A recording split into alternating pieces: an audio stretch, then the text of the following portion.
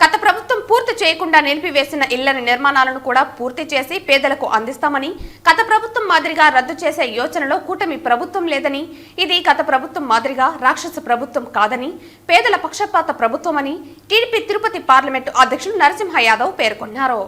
ఏదైతే పేదవారందరూ కూడా సొంత ఇంటి కళ నిజం చేసే దిశగా ఆనాటి ముఖ్యమంత్రిగా చంద్రబాబు నాయుడు గారు అనేక విధాలు కూడా కేంద్ర ప్రభుత్వం నుంచి కానీ రాష్ట్ర ప్రభుత్వం మ్యాచింగ్ ఫండ్స్ ఇచ్చి భారీ ఎత్తున మధ్యతరగతి పేదలందరికీ కూడా ఇంటి నిర్మాణాలు చేపట్టి లక్షలాది ఇళ్లను కూడా పూర్తి చేసేదానికి వర్కులు స్టార్ట్ అవడం జరిగింది. ఆ వర్కులన్నీ కూడా జగన్మోహన్ రెడ్డి ముఖ్యమంత్రి అయిన తర్వాత ఎక్కడికక్కడ ఆ వర్కులన్నీ నిలిపేసి ఆ బిల్డింగ్లన్నీ కూడా ఆ యొక్క ఇండ్లన్నీ కూడా శిథిలావస్థకు చేరే విధంగా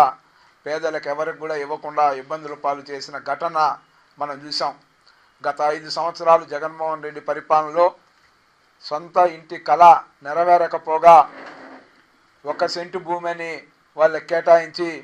ఆ భూములు కూడా ఏ విధంగా కేటాయించారో మనం చూస్తే కనీస వసతులు లేకుండా, కనీస వసతులు కల్పించకుండా వర్షాలు వస్తే మొత్తం చెరువుని తలపించే చోట్ల, కొన్ని చోట్ల అడవి ప్రాంతాల్లో, కొన్ని చోట్ల ఈ విధంగా ఇంటి నివాస స్థలాలకి కొంత కేటాయించినా కూడా వాళ్ళు ఇల్లు కట్టుకోలేని పరిస్థితి మనం చూసాం. ఆ 1 సెంటు భూమిలో ఈరోజు తెలుగుదేశం పార్టీ మళ్ళీ అధికారంలోకి వచ్చిన వెంటనే కూడా చంద్రబాబు నాయుడు గారు ముఖ్యమంత్రి హోదాలో మీరందరూ చూశారు. ఏవైతే హామీలు ఇచ్చామో, తెలుగుదేశం పార్టీ ఎన్నికల ముందు ఏవైతే హామీలు ఇచ్చామో మొదటి రోజే 5 హామీలు నెరవేర్చే దిశగా మనం చూస్తే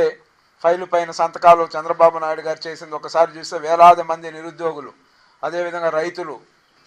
సుమారు 65 లక్షల మంది పింఛన్దారులు, యువత, పేదలకు లబ్ధి చేకూరే విధంగా 5 ఫైలు పైన సంతకాలు పెట్టి ఏదైతే ఎన్నికల ముందు హామీ ఇచ్చామో వాటిని నెరవేర్చే దిశగా అడుగులు వేసిన చరిత్ర మొన్న మీరు చూశారు. కానీ ఈరోజు ఏదైతే దీనికి సంబంధించి హౌసింగ్ సంబంధించి ప్రతి పేదవాడు కూడా వాళ్ళ జీవిత కళ సాకారమయ్యే దిశగా ఈరోజు నారా చంద్రబాబు నాయుడు గారు దీనికి సంబంధించి ప్రతి ఇంటికి కూడా 4 లక్షల రూపాయలు, ఏదైతే 2,50,000 కేంద్ర ప్రభుత్వం నిధులు, రాష్ట్ర ప్రభుత్వం నుంచి మ్యాచింగ్గా 1,50,000 ఇచ్చి 4 లక్షల రూపాయలు ఒక పేదవారు ఇల్లు నిర్మించుకునేదానికి కేటాయించే విధంగా నిర్ణయం తీసుకోవడమే కాకుండా గ్రామీణ ప్రాంతాల్లో 3 సెంట్ల భూమిని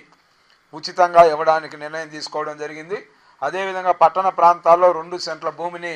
పేదలకు ఇచ్చే ఇంటి నిర్మాణం కోసం ఇచ్చేదానికి కూడా నిర్ణయం తీసుకోవడం జరిగింది.